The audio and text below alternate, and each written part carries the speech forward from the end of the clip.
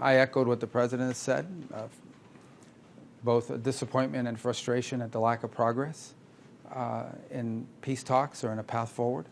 So we'll continue to engage. We shared some ideas and comments, which I'll take back to Washington as early as this evening in terms of calls and reflected, and perhaps there's something to build on there. So, but it was a frank conversation. It was an important one. We had it, and we talked about some other items as well and related to the war in Ukraine, but that was obviously the first and foremost topic that we discussed. And look, the President's been pretty clear. He's disappointed and frustrated that there's not been more flexibility on the Russian side to bring about an end to this conflict. We hope that can change. And we're going to continue to stay involved where we see opportunities to make a difference. Are you willing now to put stronger sanctions on Russia? Well, the President has said that that's an option that's available to him, both under existing authorities, but primarily if the Senate and the House can pass legislation that gives them the opportunity to do that. So we've been engaging with Congress on what that bill would look like. Mr. Secretary, there were reports earlier this week that you and the President were unaware that the Pentagon had made a decision to at least temporarily halt the arms shipments to Ukraine.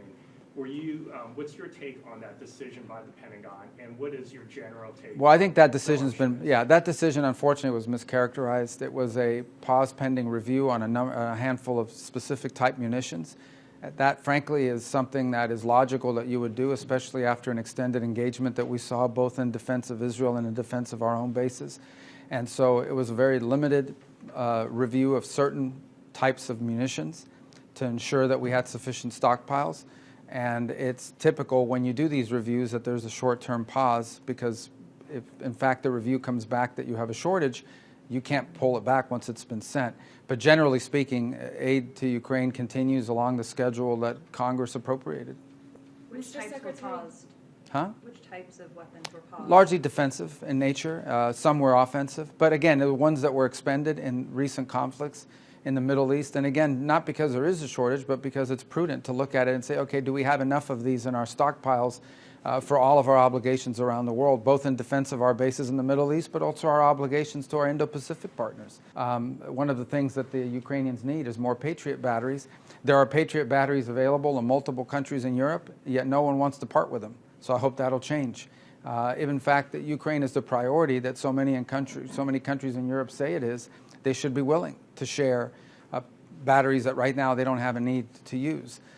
So hopefully we'll be able to convince some of our NATO partners to provide those Patriot batteries to Ukraine, because there are a number of countries that have them, but no one wants to part with what they have. So perhaps that'll change. That's important.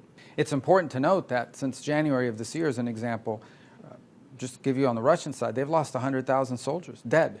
Not injured, I'm talking about dead. And on the Ukrainian side, the numbers are less, but still very significant.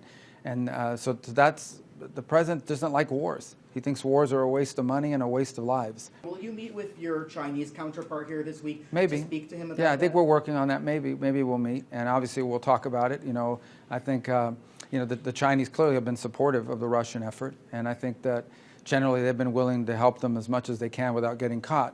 But people in Europe and other parts of the world have noticed. But in the end, this peace, if it's possible and doable, will happen between Ukraine and Russia, and we are willing to do whatever we can to help bring it to an end. Well, we're hopeful. I mean, in the end, we're hoping they'll move to proximity talks. It appears that generally the terms have been agreed to, but obviously now you need to have talks about how you implement those terms.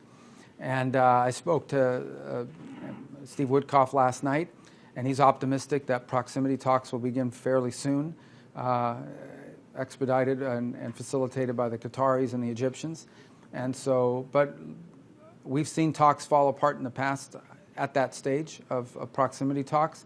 So I think we're closer, and I think perhaps we're closer than we've been in quite a while, and we're hopeful. But we also recognize there are still some challenges in the way, and one of the fundamental challenges is Hamas's unwillingness to disarm, which would end this conflict immediately. If they just release the hostages, there shouldn't be a single hostage. There shouldn't be a single hostage body still left. If they release that and disarm, this would end.